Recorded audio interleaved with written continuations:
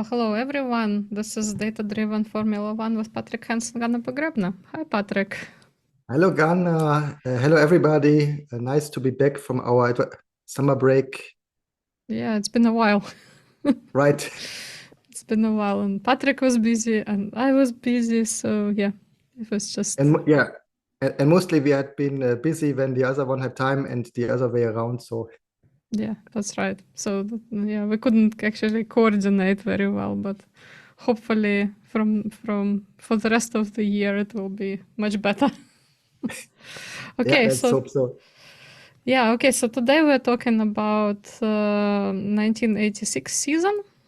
And Yep. yeah, it's probably one of the most exciting seasons in Formula One history, which is great. Yep.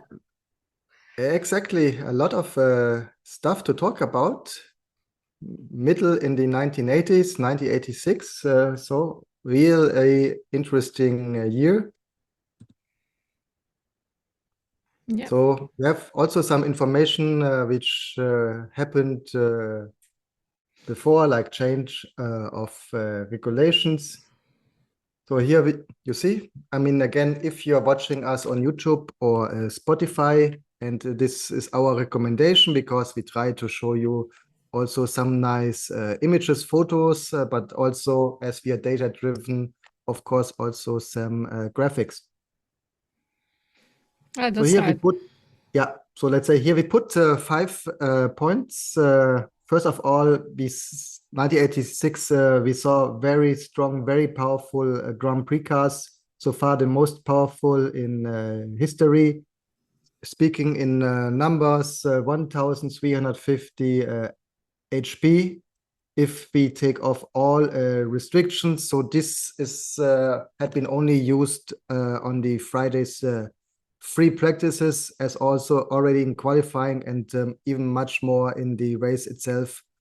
The engines had been limited, as if not, they would never have finished the race due to technical problems, or also, of course, the fuel had been a problem in the 1980s. I remember the races had been quite interesting, not only the race itself, but also especially the last 2 laps, as you've never been sure who had enough fuel to really finish the race. So a lot of the race cars often had to park on the left or on the right, as they unfortunately had some problems in the calculations.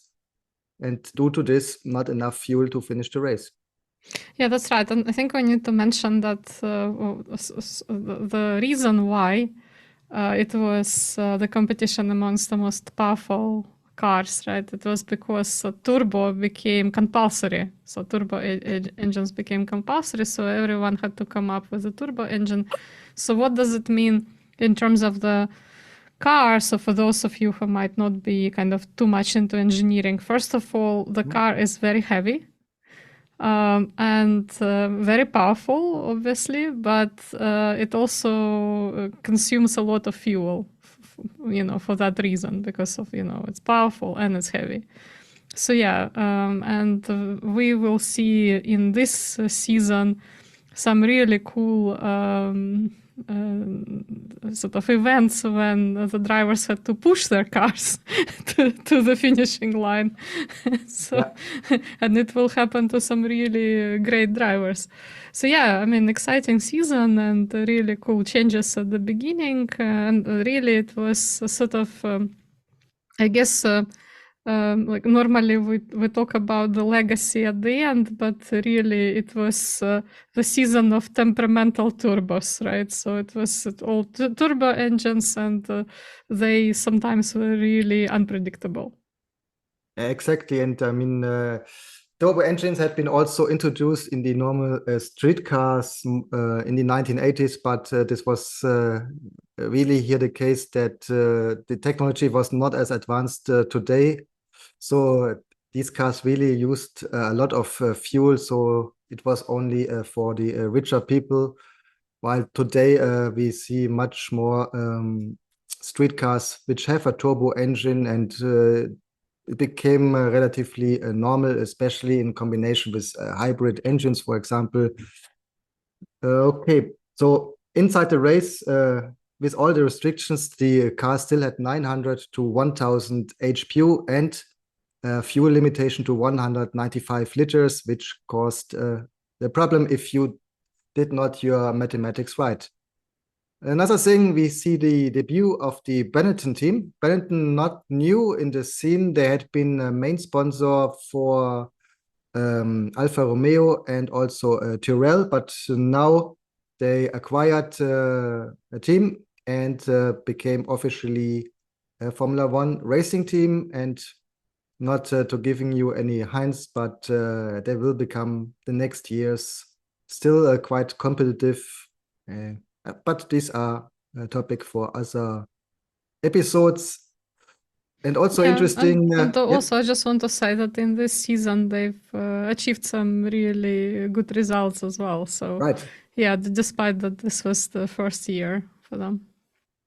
Right, and interesting fun fact: there are only two teams which really developed their own engine, which, on the one hand, not surprisingly, is Ferrari, and a very small team from Germany, from the Eifel, as there had been many small teams in the name of Zakspeed, also up to today still fans' favorite, even if they never really became competitive, at least not in Formula One.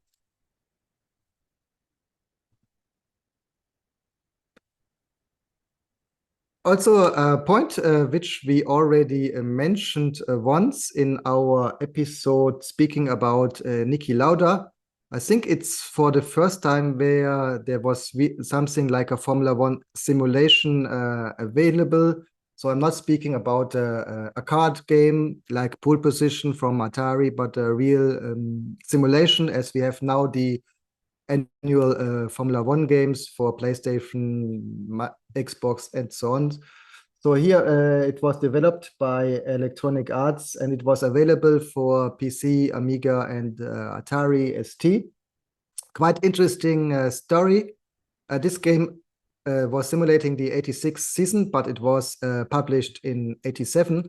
And also the car designer never himself sat inside a Formula One car, but he practically only read a book written by Niki Lauda to understand how an actual Formula One car is behaving. And then he calibrated the simulation that way that the lap times more or less are similar to what the car achieved in the 86 season. So you're sitting behind the steering wheel.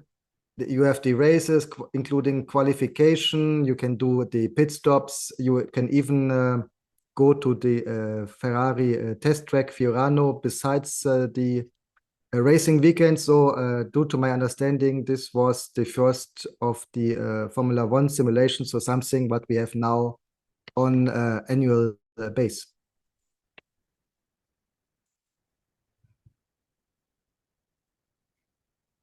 Yeah, and McLaren. Also, I think McLaren, I mean, we show here McLaren, but this would apply practically for all other cars too. And it's just a fun comparison of a 1986 car with a 2022 cars. And we took the McLaren. So you see here the McLaren Jack MP4 2C. It has a 1.5 turbo engine, V6, having 12,000 RPMs. 960 HP in the qualification trim, so in the free practice a little bit more, in the race a little bit less. You already mentioned the weight. This car had a weight of 540 kilograms and a length of 4.39 meters, and this is maybe the most visible difference because the 2022 McLaren is practically 1 meter longer. This also required to all the sensors and hybrid, etc. I mean, a lot of fans are discussing as maybe the 1986 cars are more aesthetical, but I mean, that's the difference. So today cars 1 meter longer, also much more heavier, 795 kilo, besides this, the engine is not that different. 1.6 liter VE turbo, but together now with a hybrid and having around 1070 HP. Yeah, and I just want to also say that so in 1986, so that driving a turbo car was compulsory because since 1983, when we had kind of this hybrid situation, when we had some turbo and then some not, turbo engines actually won every single race. Yeah. And so the change was actually introduced because of that. But then, only 2 years later, in 1988, we already saw the ban on turbo engines because of the insanely high speeds, and the sport became more and more regulated because obviously the safety concerns were quite serious. And in this particular season, we will see one event that happened in practice, not in the actual race, that almost completely changed kind of the safety understanding of Formula One. And so it's important to understand that, well, we had kind of this rise of turbos and demise of turbo, and then again turbo was introduced. So obviously, I guess the uniqueness of the season was, like Patrick said before, that there were absolutely zero restrictions on what you can do with the engine. So you could kind of push it to the absolute limit in 1986. So the cars were insanely fast, and obviously when you're insanely fast, it also becomes insanely dangerous. And we will talk about this throughout the discussion of this season. Correct, and there really had been no limitations. So in opposite to today, you could change the engines or any spare parts without restrictions or having to suffer that the next time you're starting 5 places more behind or something like this. Also, in the 80s, it was quite common that every team came with 3 cars. So they always had a spare car if for whatever reason, after I don't know, a technical problem in qualification, one of the drivers wanted to switch to the spare cars. Mostly this had to set up for the number 1 driver. So this was another big difference than today.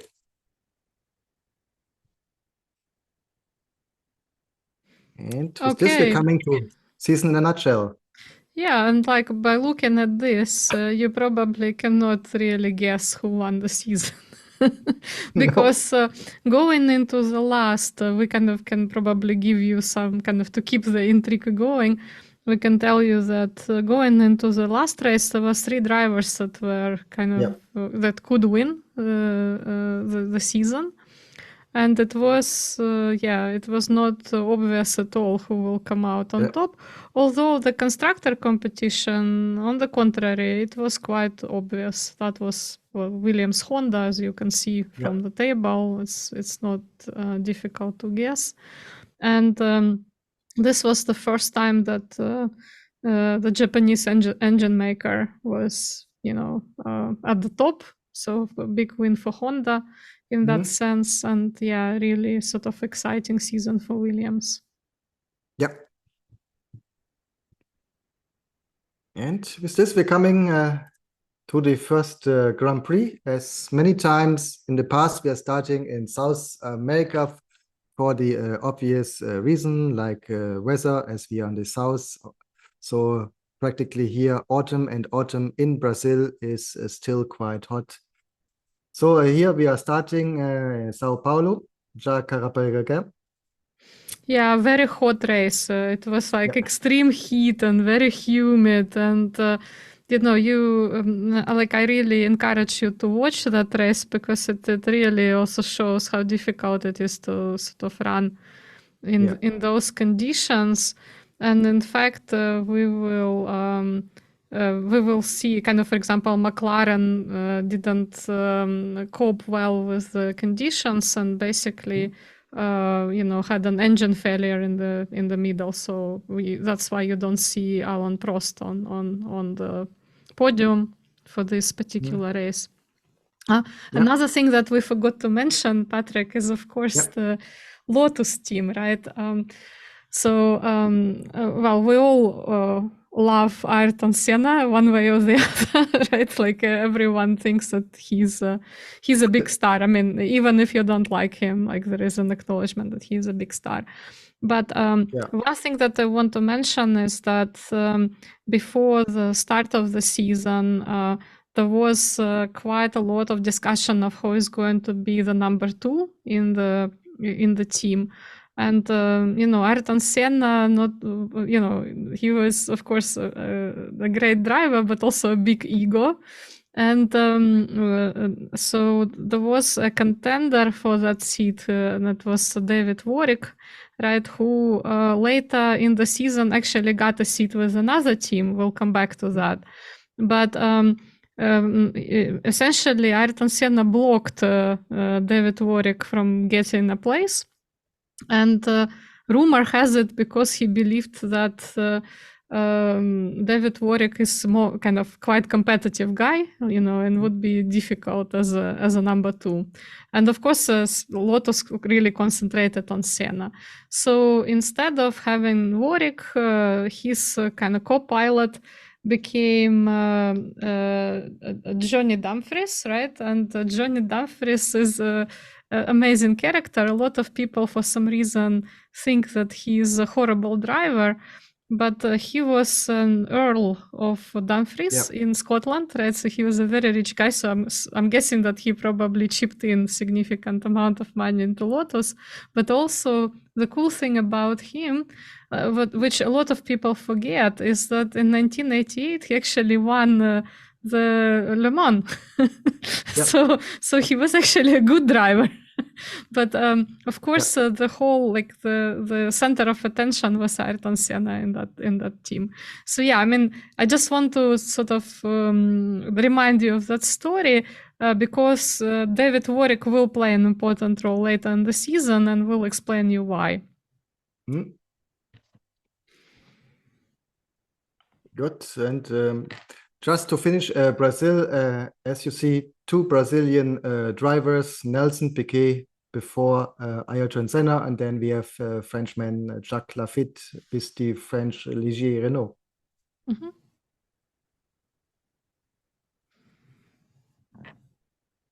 And finally, again, Europe, Spain, Jerez, and here we have Ayrton Senna on the first position. You saw in the beginning a lot of pole position for Ayrton Senna, but in the race, for the various technical reasons, he not managed to change this also in race victories. And I think we can say mostly for technical reason. Yeah, I just also want to say that if you get a chance to watch this race, you can obviously go to FIA YouTube channel, or the official Formula One YouTube channel, and watch the footage. I really encourage you to do it because this is one of the closest races in the history of Formula One. Because Ayrton Senna won this race by like 14 milliseconds. It's absolutely amazing race. Very, very close, and we don't get to see it anymore because the cars kind of became a lot wider since, and like it's really difficult to bypass, and you will not see an action like that anymore. So it's a really, really exciting race. So if you get a chance to watch it, absolutely do it because it's very, very close. It's incredibly close. Yeah. And so statistics, Ayrton Senna, as mentioned, then Nigel Mansell on the Williams Honda, which we may say was the best car that year. And then Alain Prost with the McLaren Tug. And as a side note, it was the last race for Mark Surer, as he had a rally accident. I mean, he survived it, but he wasn't fit enough anymore to continue his career in Formula One.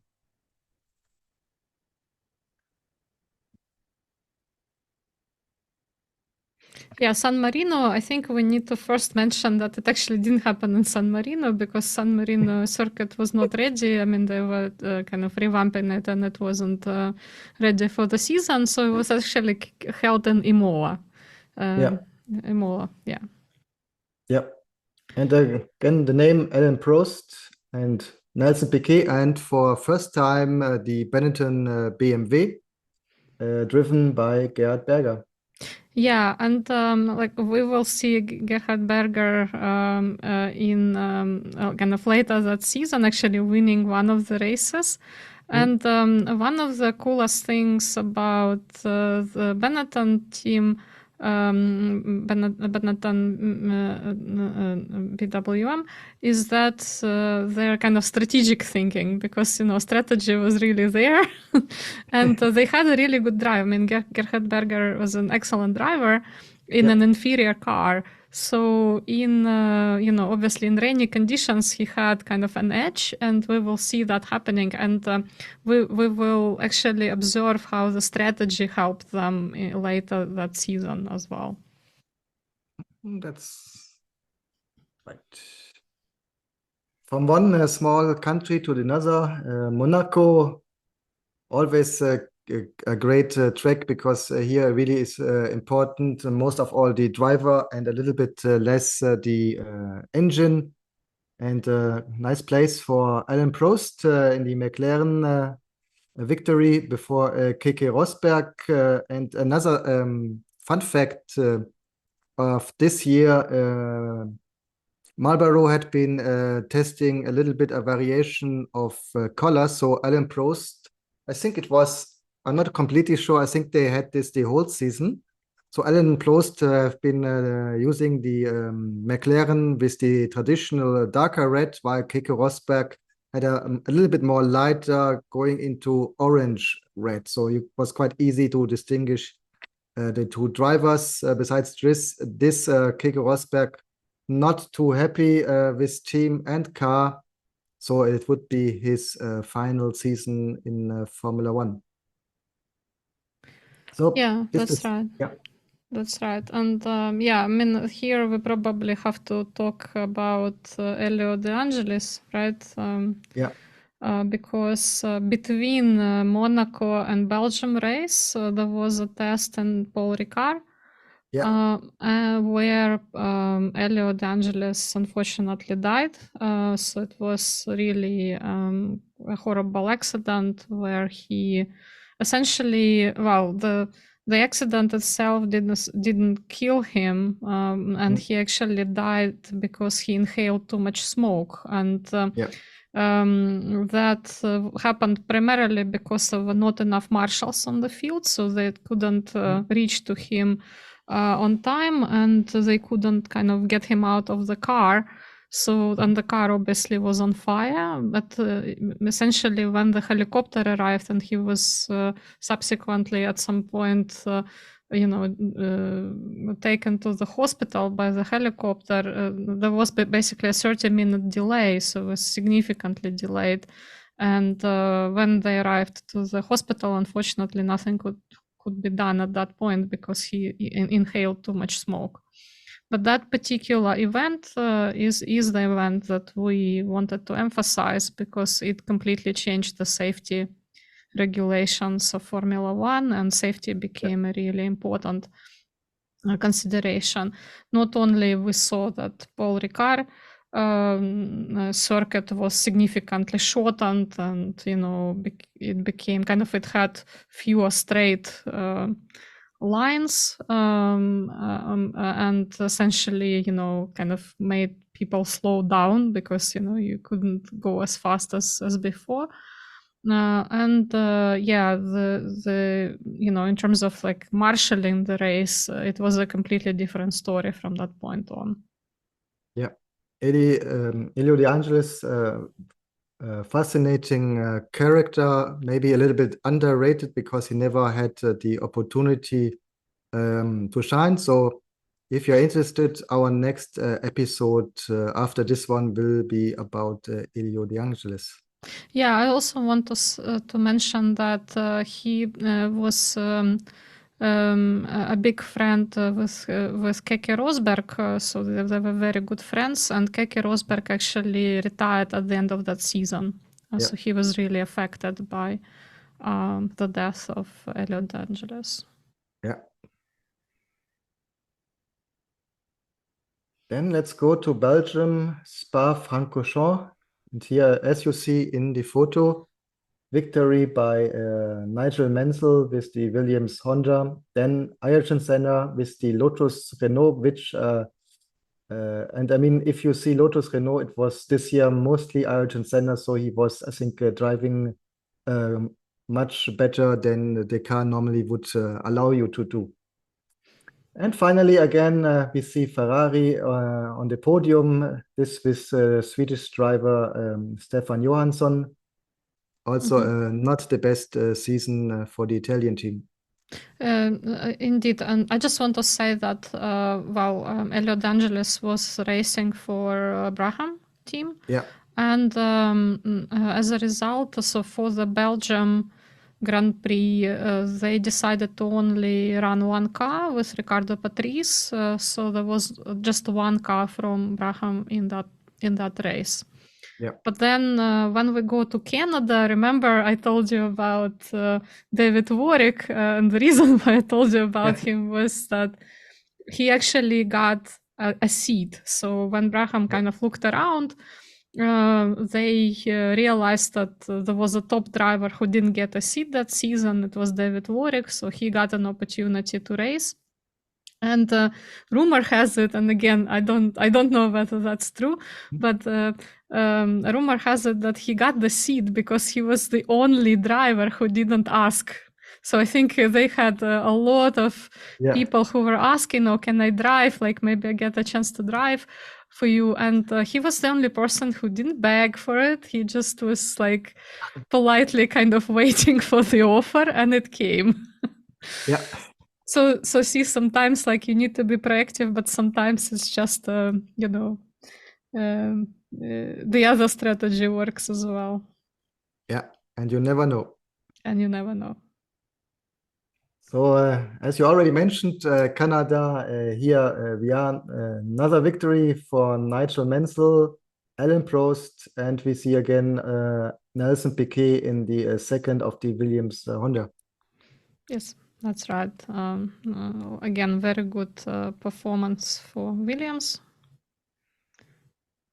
Yes, and if you are on YouTube, I think a very nice photo from shortly after the start, you see, if I'm not completely wrong, Nigel Mansell leading before Ayrton Senna. And if you see the whole team, you see the Lotus, the black car on the right, but the next black car is pretty much behind after, I think, after the arrows and before one of the Benetton. You see a very, very big gap in performance of the Lotus.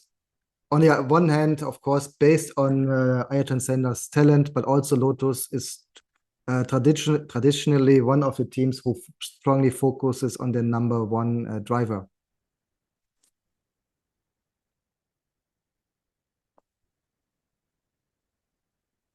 So, US, Detroit. Oh my God, yeah. That was a bumpy ride. So Detroit circuit at that time was not very well developed. I mean, if you go to Detroit now, you wouldn't believe how bad it was at the time. But it wasn't a great circuit, and it was incredibly challenging because it was bumpy, rough. It was like a street circuit. It was very angular. So, and remember, with Patrick, we always talk about American circuits. They kind of tend to be straight, but this one had like straight bends, and then like really sharp corners. So it just went south for a lot of teams there. But it also, like, we have to give credit here to Ayrton Senna, who came out on top, because this was a difficult race, and you really have to be very, very versatile with your driving to be able to make it on top.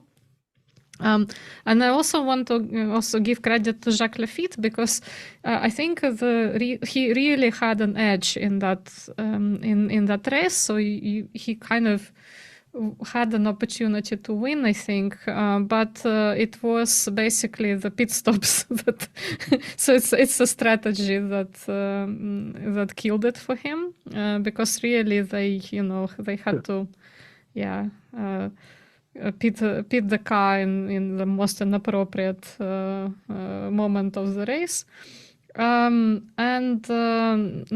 Nelson Piquet was out. He crashed right straight before the pits, and he couldn't continue the race. And as a result, we have the following three drivers that you see on the screen if you're watching us on YouTube or Spotify. So Ayrton Senna first, Jacques Lafitte second, and Alain Prost in third place.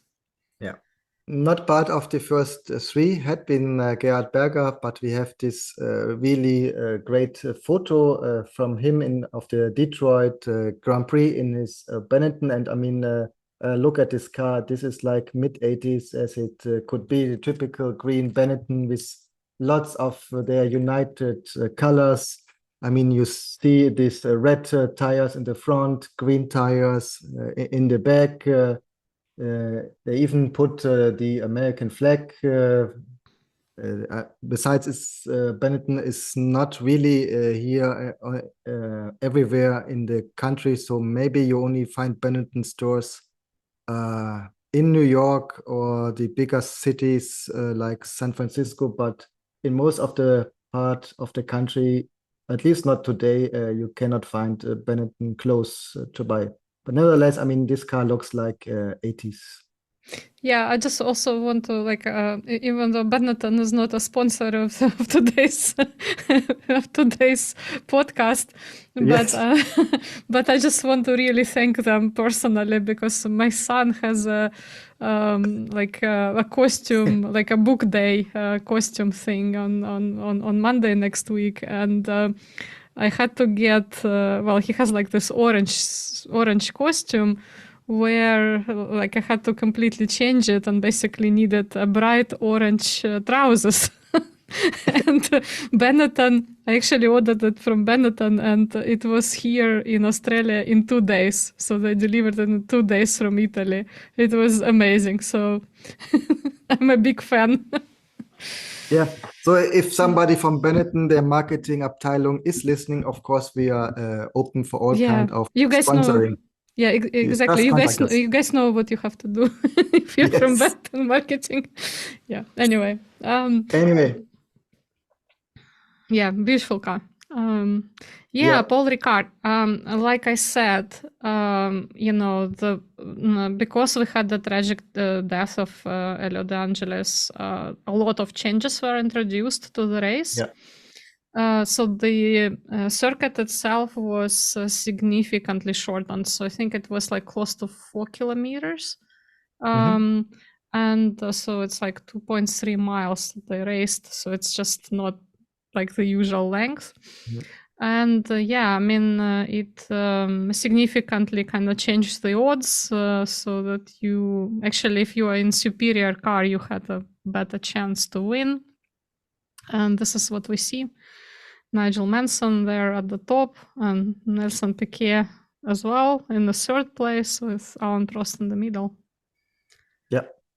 And to have a look also on the back, and also to present from time to time other drivers. And smaller news, Christian Danner switched from the Osella Alfa Romeo team to the Aeros BMW. BMW, as I assume most of you know, is from the south of Germany, Bavaria. And I think, I'm pretty sure Christian Danner is from Bavaria too. I don't know from Munich, but he's from the south, so I think also from a marketing point of view, and logical change that he joined the second BMW-powered team, Aeros. The photo is a little bit later, when he drove where he went back to Alfa Romeo for driving in the German touring cars. And even later in this episode, if I don't forget it, I will come back to Christian Danner just for fun. Yeah, so I also just want to say that in case you're wondering what happened to Senna, if I'm not mistaken, he actually hit the barrier, and yeah, was basically out. So that's why he's not in that on that list. I mean, he did try, but I think it's and it was kind of very similar crash that he had in France, kind of the following year. So and remember, we kind of discussed Ayrton Senna a little bit, and for a significant length of time, he actually believed that when he's driving, nothing could happen to him. But yeah, I mean, these things kind of piled up. So the psychological pressure piled up with him having kind of more crashes, and that obviously contributed. That particular crash did contribute to later kind of lack of confidence, you can say, in his driving. Yeah, and besides this, I mean, we are still having a relatively young Ayrton Senna, and as mentioned just some minutes ago, he had to drive more than 100% because the Lotus wasn't the fastest car in the race. Okay, now we are UK, and this year it's Brands Hatch, sorry, and British victory for the first Nigel Mansell, but also for the Williams team with 1-2 position. So a lot to celebrate for British racing fans. All teams are British, in fact, on the podium, right?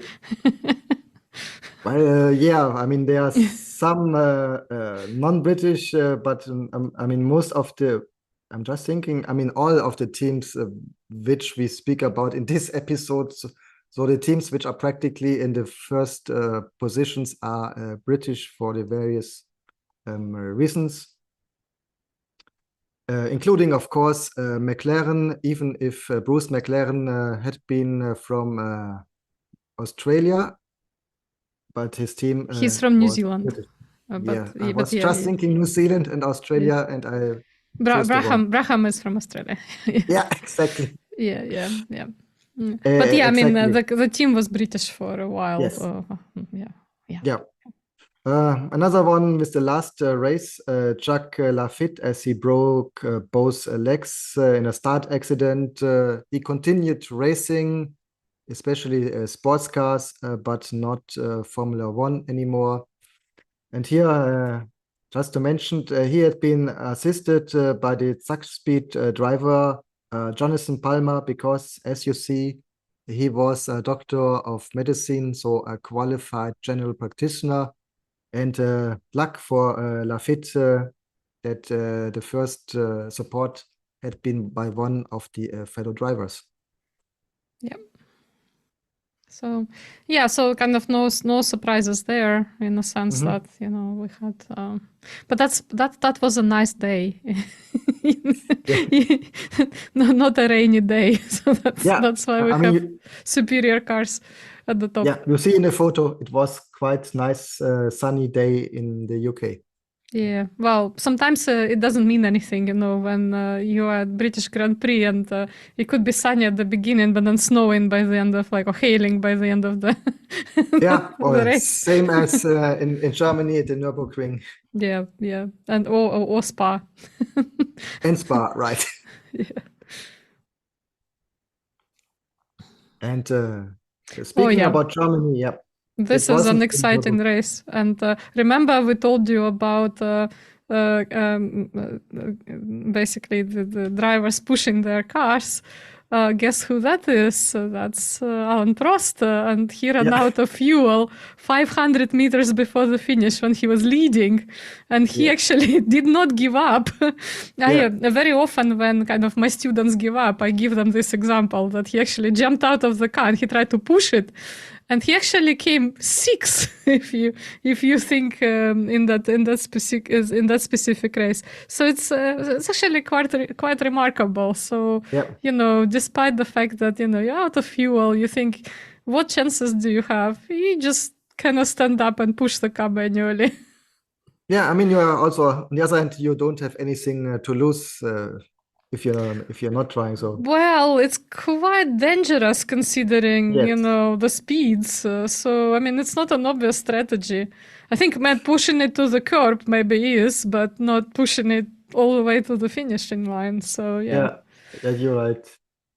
And I mean, seeing Alain Prost, his team colleague used Germany to announce his retirement for the end of the season. Something which he said he already decided before, but this was the place where he announced it. Yeah, but like, again, that really showcases, Alain Prost's character, I think. Yeah. It's just amazing.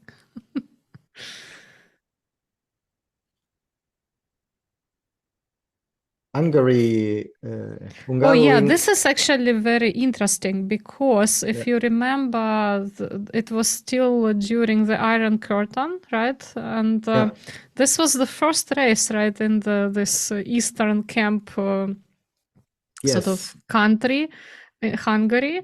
And it's quite a sight. Like I recently watched like the footage of the race, and I saw the advertisement for Russian airline Aeroflot in the middle of that. So it's quite remarkable the whole sort of setup around this race. Yeah. Yeah, if I remember it right, in the 80s, Hungary was one of the first countries opening to the West. So that was also, of course, the reason why it was interesting, a market for Formula One. And I don't know if it was already in 1986 due to restrictions of the tobacco advertising. The Zackspeed team changed their advertising West and just renamed it like East, which is non-existing. But of course, everybody had known that East is West and got quite an attraction for them. I mean, if you see this photo, you see here the Formula One cars, and if you see the buses and the trucks later, these are still the Eastern brands. So it's been quite a clash between East and West in the middle of the 80s. Yeah, I also want to say that this is another remarkable race because after it we had 4 drivers with 11 points. Very, very tight. Mansell, Senna, Prost, and Piquet had the same number of points. So it was very, very closely tight season. Of course, I mean, especially if you compare it now to the 2023 season, I mean, this is something where you can only dream of.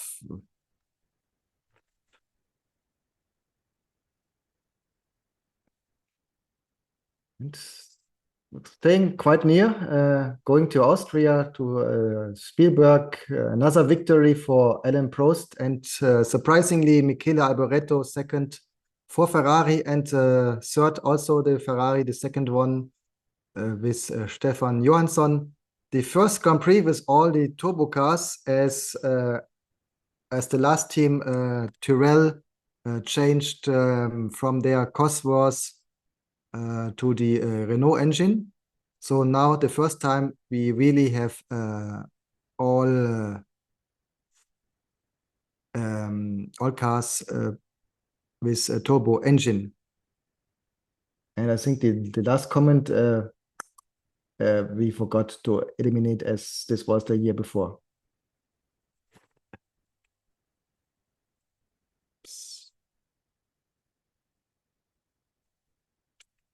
I also wanted to mention that Lola's did quite well, right? 4th and 5th yes.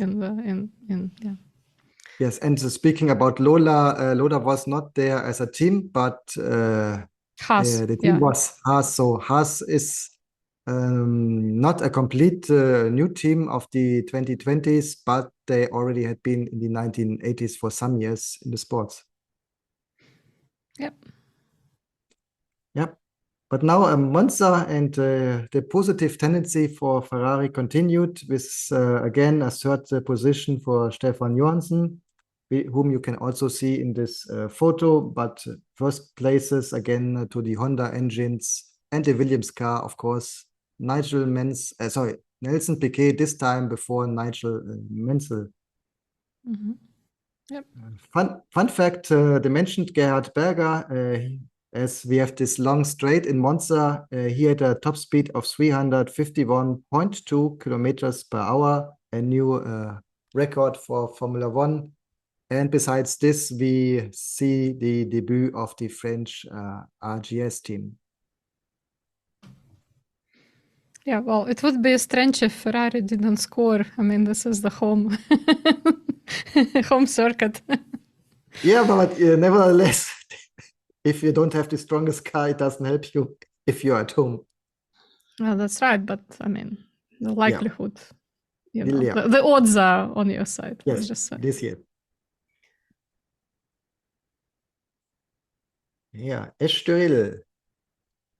Again, Nigel Mansell, strong, Alain Prost, and then we have Nelson Piquet with the second Honda. So quite interesting that the whole year Nigel Mansell had Nelson Piquet quite in control. And I mean, we speak about Piquet, who had been champion before. Yeah, that's right.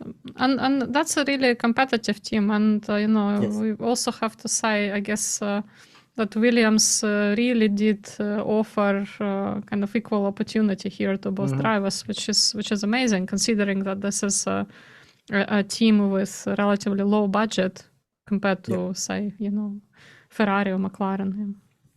Yeah. Mexico City, after a long time. 16 years, right? 16 years it hasn't been there. And Gerhard Berger, and remember I said that it was a cool strategic thing. Yeah. And why it was a cool strategic thing? Because all the cars had to change tires. But Gerhard Berger took a risk. He decided that he's gonna run his Pirellis until the end of the race. And because he didn't lose any time pitting, he won. Yeah. And, that's just absolutely amazing if you think about it, because, you're in an inferior car, but you are strategically ahead of your competitors and you win. Yeah, I mean, you may, of course, argue if this is strategical, because, I mean, it's decision making and where you don't know the result. So you may be like playing the lottery, like 95% this strategy is not good, but 5% of the cases you are the lucky one. So it's a strategic victory, but it's also a lot of luck, I assume. If you look, and this time we have again here Berger in Mexico, and you see where they had still in Detroit the US flag, now they have the Mexican flag. So it's not the Italian one, I assume, but the Mexican. And by the way, in Mexico, yes, they have a lot of Benetton stores. I like bright colors in Mexico. Right.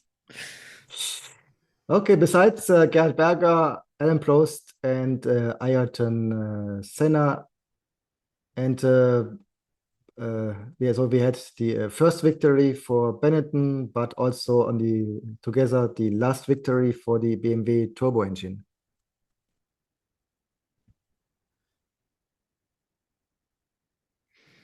Adelaide. Yeah. So this was again, if you don't have time to watch a lot of footage of Formula One, you do have to watch this one. This is just like one of the classics. And why it is one of the classics is because, as you can imagine, Nigel Mansell was, in the lead, and then his rear tire exploded and basically shattered his dreams to win the season. And it's just absolutely heartbreaking. But it's also kind of one of the most exciting races to watch because you don't know what's going to happen.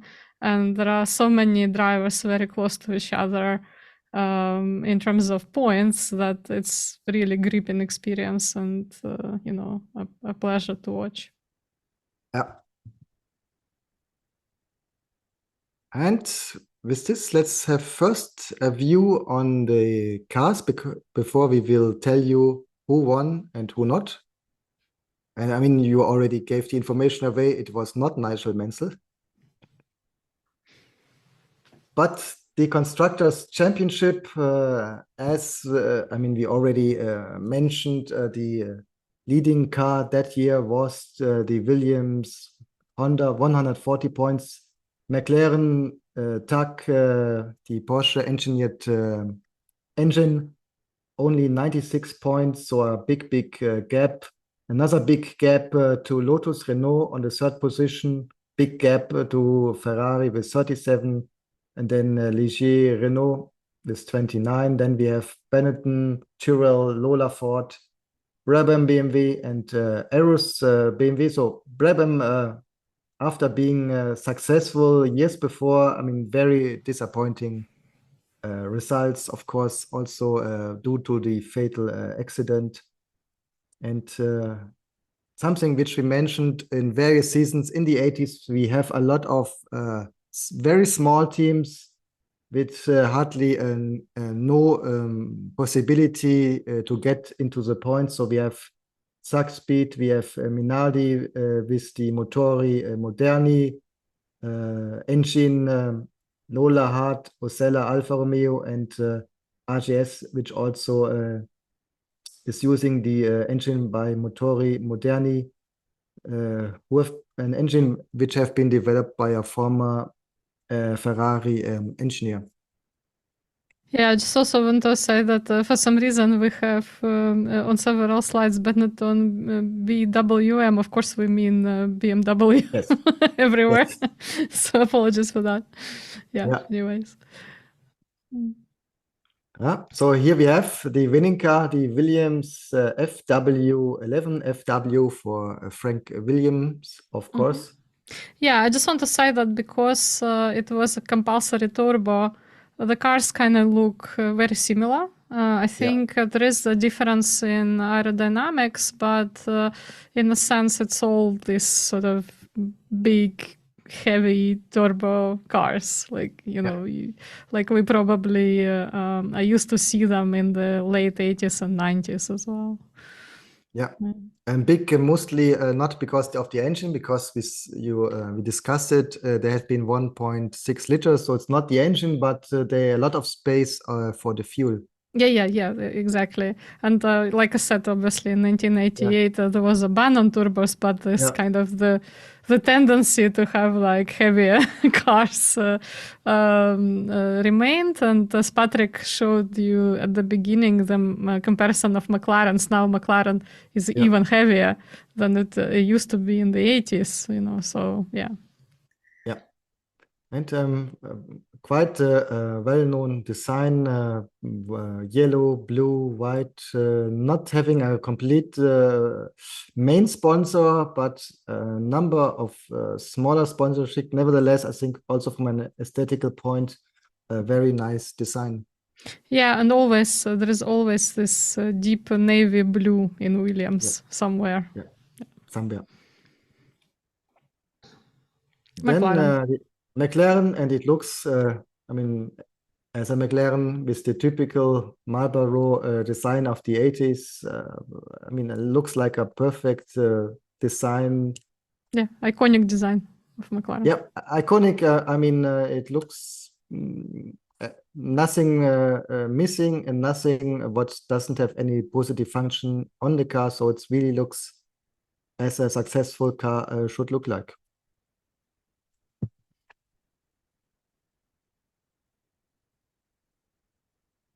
And here the difference to the Tyrrell 015, which I think looks already less fast than the McLaren, and a little bit more mixture between things. So from an aesthetical point, I mean, you would already think that this car is not as fast as, for example, as the McLaren.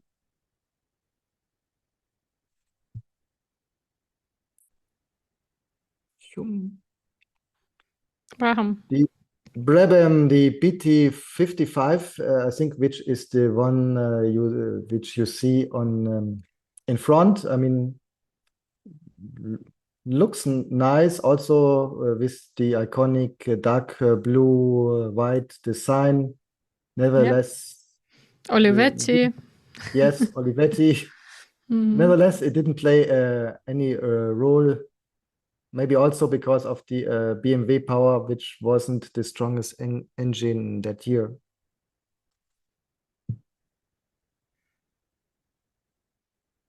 Well, but nevertheless, again, very important team, right? Because Yes, of Elliot Angelis and all yes. the everything that's happened, as a result of his death. Yeah. Lotus. Ayrton Senna's team. Yes. Lotus went back to their iconic look, black with gold, even if the original sponsor, John Player Special, wasn't involved. And I'm just thinking, I mean, besides the aesthetics from the sponsorship, there's no real reason for the gold. I mean, Elf, Longi, all brands which normally don't use gold. So it was practically to make the car look like the iconic and successful cars. A little bit the hope because it was not really competitive and without the Ayrton Senna factor that year.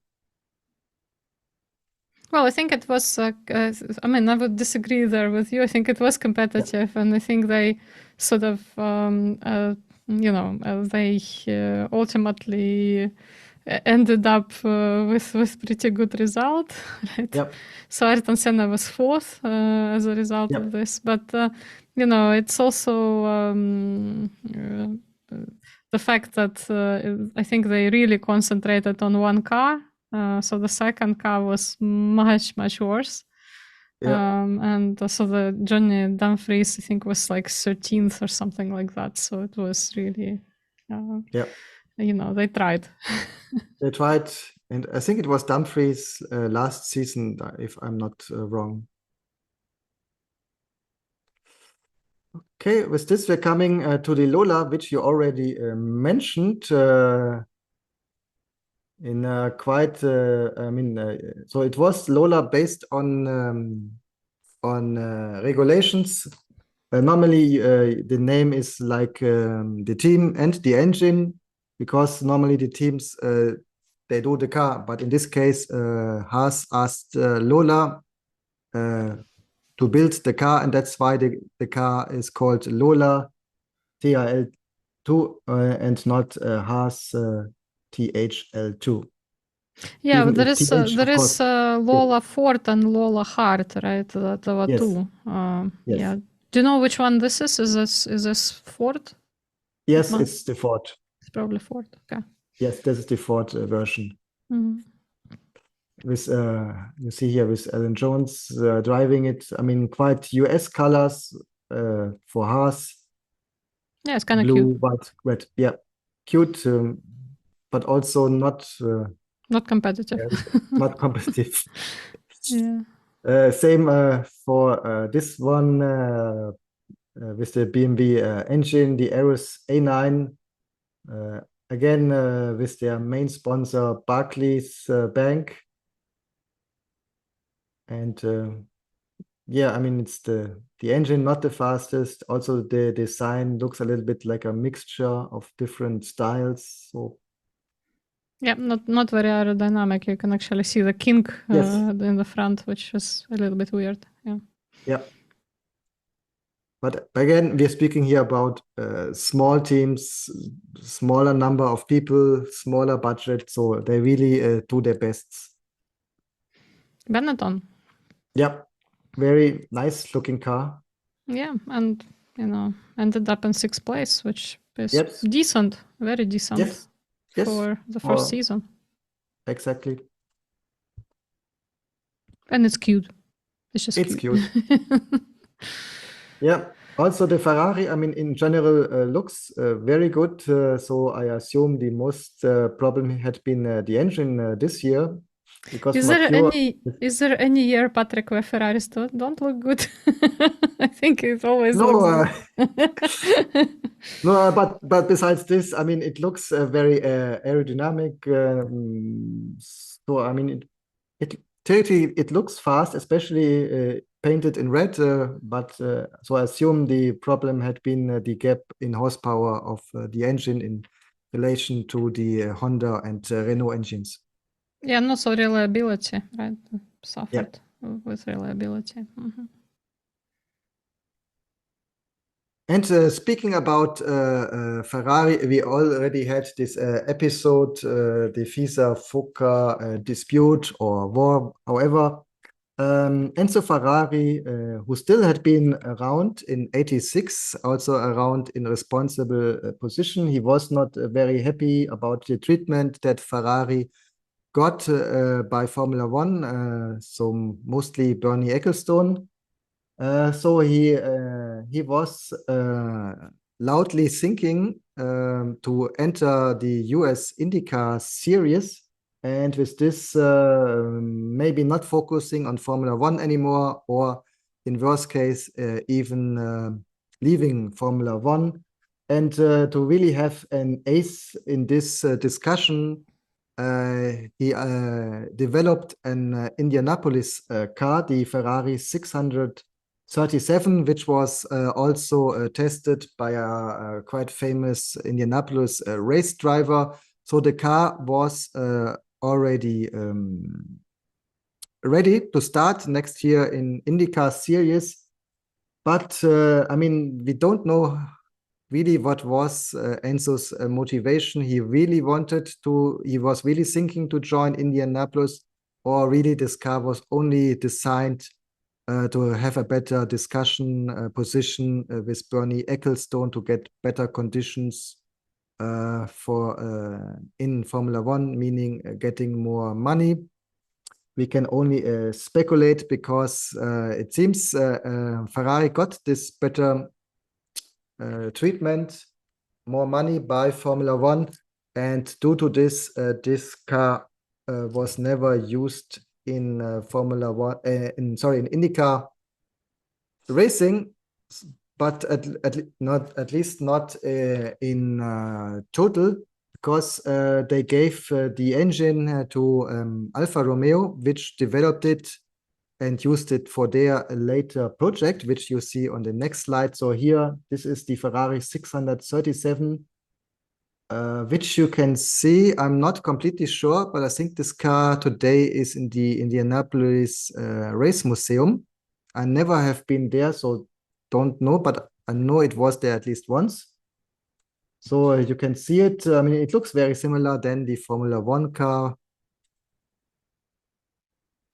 but never really raced. But his engine became part of the Alfa Romeo IndyCar project, which was a project at that time with a relatively limited budget.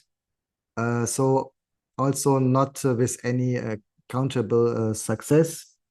Nevertheless, you can see this car today in the Alfa Romeo Museum in Milan. So the chassis by March, as a lot of IndyCar teams had been using, and this included the engine, the Alfa Romeo 990 CA. So again, this car today in the museum, it really had been used, and quite funny. It was used by the Patrick Racing team, which of course supported by my person. And I've mentioned Christian Danner. He is a big fan of US, including US motorsports. So he had his own team for a while, where he from time to time also drove, and also they used the Alfa Romeo engine.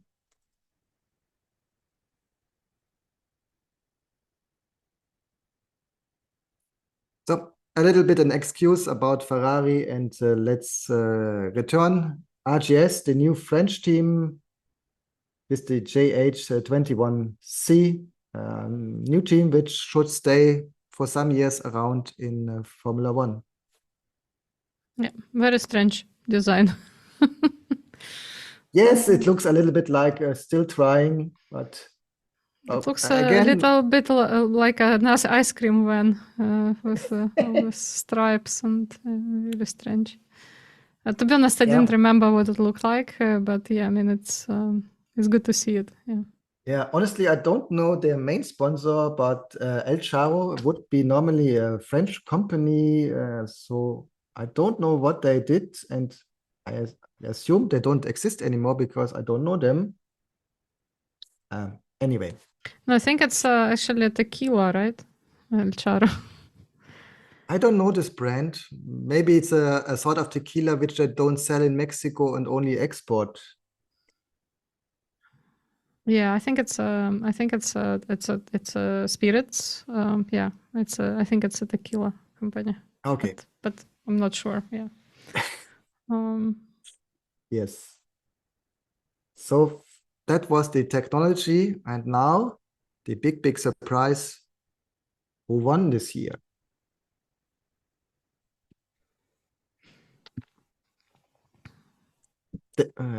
We are data driven, so here's some nice statistics. We see the drivers, so we see Alain Prost victory with 72 points, then Nigel Mansell only 2 points away, 70, then Nelson Piquet 69, and Ayrton Senna with 55, as he was very fast, but often not saw the finish line for the various reasons. This could be that, as you mentioned, he had an accident, which is understandable. If you're driving continuously 110%, then of course accidents can happen, but also the car was not completely reliable.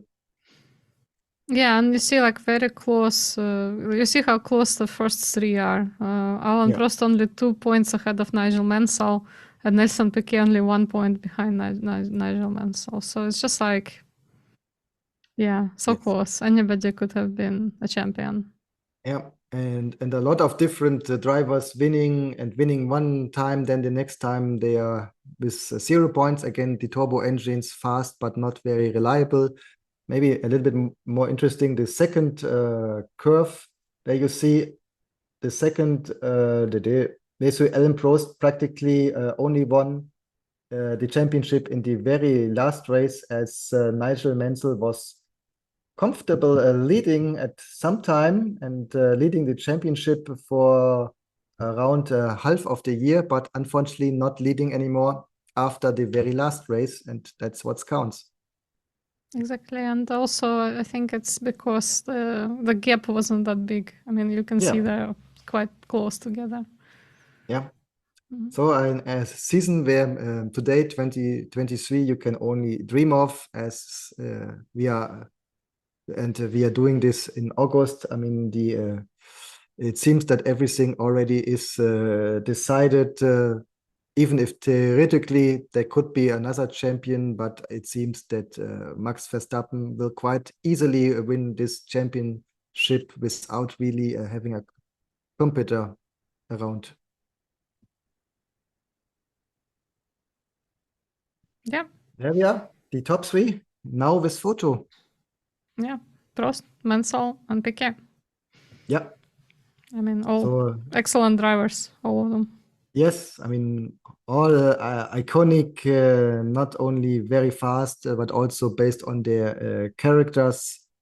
So really, the 80s had been a great time to watch Formula One. Then the drivers behind Ayrton Senna, the big talent. I think everybody in 1986 had been aware that he is a future champion. Then Stefan Johansson with the Ferrari, and Keke Rosberg, who, with the McLaren, who not had a good year. And this was one of the factors, besides others, that he retired at the end of the year. Yeah.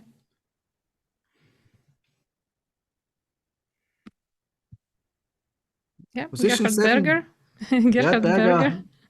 Yeah, Yeah, I 24 kind of years. like the green, blue, and red Right. colors. That's nice.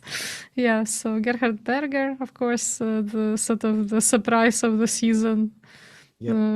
And Jacques Lafitte, whom we saw before, and of course Yep. Michele Alboreto, who is With, always a delight to watch as well. Yeah. yeah. And that's practically it.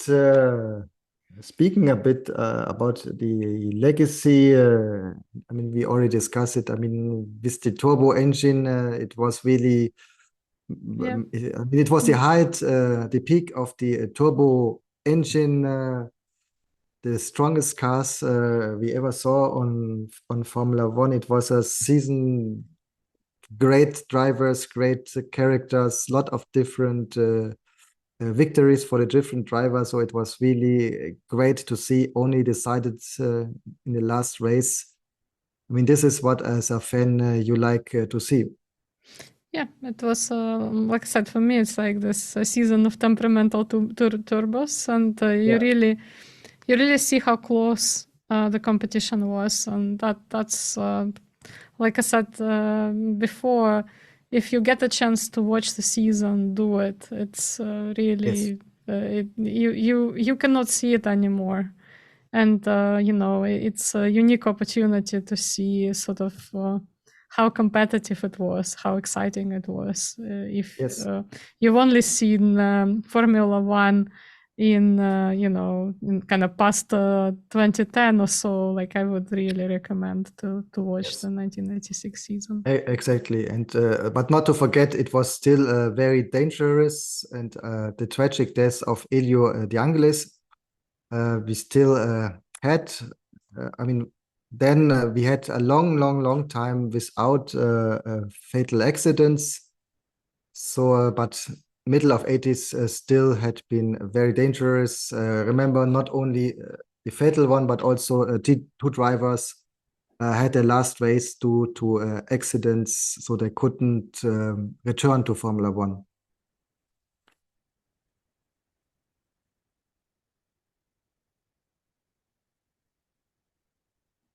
Well, as usual, we want to encourage you to subscribe on YouTube or Spotify to us as a kind of video podcast. I just want to again remind to people who are a little bit upset with us sometimes that we are kind of talking and showing the slides, but this is meant to be a podcast. The video is sort of additional service that we provide. But yeah, we, as usual, appreciate when you subscribe and when you press the bell so that you are notified of the future episodes. And we are present on a ridiculous number of platforms, thanks to Patrick.